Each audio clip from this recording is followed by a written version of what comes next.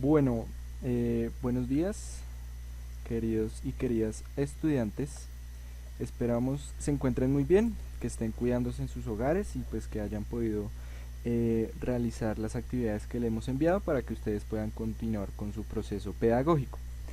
El día de hoy continuaremos con nuestra clase de Español 2 y veremos el tema de los verbos. ¿Listo? Entonces, para empezar, pues les enviamos un saludo fraterno y también les vamos a decir de qué hablaremos el día de hoy. Primero veremos qué es un verbo, luego veremos verbos en infinitivo, luego la raíz de los verbos y luego veremos género y número y por último el tema de concordancia. Cada uno de estos temas pues irá acompañado de varios ejemplos para que pues sea más fácil su comprensión. Bueno, empecemos. Veamos qué es un verbo. Pues los verbos son un tipo de palabra que indican cosas que hacemos, hicimos o que vamos a hacer, nuestro estado o cómo somos o estamos. Bien, como les decía, los verbos son palabras con las que expresamos acciones y formas en las que nos sentimos. Algunos ejemplos de verbos que indican acciones son escribir, practicar, armar y pues muchísimos otros. Y algunos ejemplos de verbos que expresan formas en las que nos sentimos son disfrutar, alegrar, preocupar, entre otros. Pero no son los únicos dos tipos de verbos. También hay otros verbos que no indican acciones ni formas en las que nos sentimos. Por ejemplo, ser, estar y parecer. Pues bien, todos estos verbos podemos conjugarlos en pasado, en presente y o futuro. Y además, pues también podemos expresar, como ya vimos, acciones, nuestro estado, cómo nos sentimos y aquellos que no expresan estas dos son ser, estar y parecer.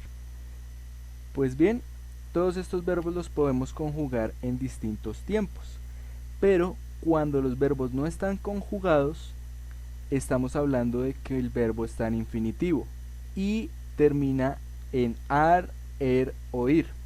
Por ejemplo, veamos la imagen. Vemos la primera conjugación.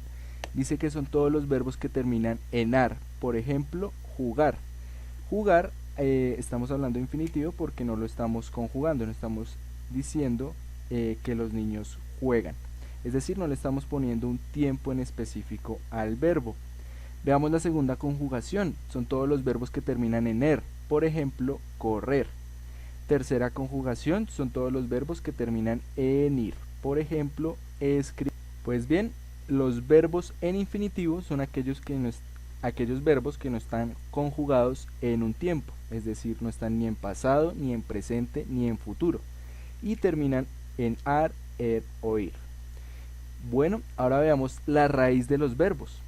Y recordemos que todas las palabras, y también los verbos, tienen una parte que nunca cambia. A esta parte la llamamos raíz.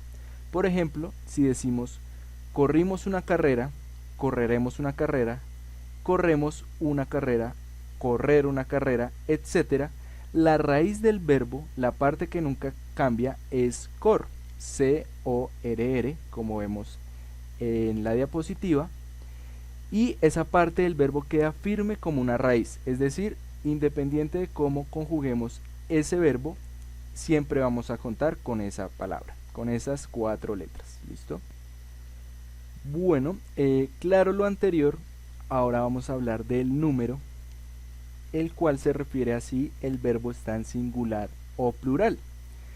Digamos que las acciones o formas de sentirse que expresan los verbos pueden abarcar a una o más personas. Cuando abarca a una persona sola, decimos que el verbo está en singular. Por ejemplo, veamos la imagen, Matías corrió una carrera. En cambio, cuando abarca a más de una persona, decimos que el verbo está en plural. Por ejemplo, veamos la imagen, Matías y Luciano corrieron una carrera. Claro, lo anterior hay que decir que los verbos tienen que tener concordancia entre número y género. Bien, el número, como ya dijimos, es si está en plural o singular, y el género es si la palabra es masculina o femenina. ¿Qué quiere decir esto? Que siempre tenemos que respetar el singular y el plural, la persona y su género, es decir, si está en masculino, femenino o neutro dentro de la oración. Veamos algunos ejemplos para que esta parte quede un poco más clara. Veamos los siguientes ejemplos. En singular dice yo corrí, es la primera oración. Cuando dice yo corrí, pues está hablando del singular y pues este verbo abarca a la persona que habla, el correr. Veamos otro ejemplo. Tú, vos o usted corriste o corrió. Este verbo abarca a la persona que escucha, es decir, se refiere a la persona que escucha. Y por último, él, ella corrió, abarca a la persona de la cual se habla. Veamos los segundos ejemplos del plural. Nosotros corrimos. Esta oración abarca a las personas que hablan, está hablando de ellas mismas. Vosotros o ustedes corrieron, habla de las personas que están escuchando. Y por último, ellos, ellas corrieron, abarca a las personas de las que se habla. Si se fijan, digamos para mostrar un caso en el que no hay concordancia, si nosotros decimos nosotros corrí, es decir, si usamos el verbo en plural, si usamos el verbo en singular, corrí, como se muestra arriba, pero usamos un pronombre en plural del nosotros, ahí hay una contradicción y en ese caso estamos hablando de que no hay concordancia. Por ejemplo, también si decimos usted corrió, estamos hablando de la persona que escucha y está bien. Ahí podemos presentar un ejemplo en el cual se presente un error para que quede más claro y podemos decir usted corrieron. Ahí estamos hablando de una persona en singular con el usted, pero estamos utilizando el verbo en plural y por eso se presenta un error de concordancia. Bueno, claro lo anterior, ahora veamos los tiempos verbales. Como dijimos al comienzo, hay 3 tiempos: presente, pasado y futuro. Las acciones que expresan los verbos pueden estar sucediendo al mismo tiempo en que se habla. En este caso estamos hablando del presente. Veamos los ejemplos. Hoy mi padre cumple años.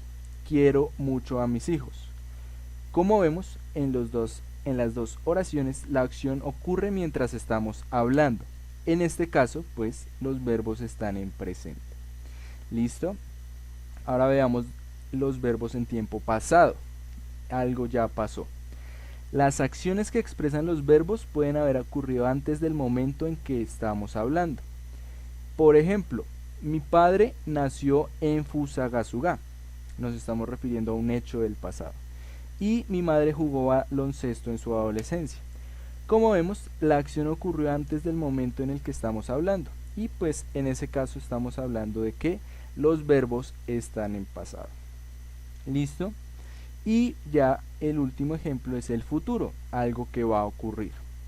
Las acciones que expresan los verbos pueden no haber ocurrido aún y entonces sucederán después del momento en el que estamos hablando, como lo muestran los ejemplos.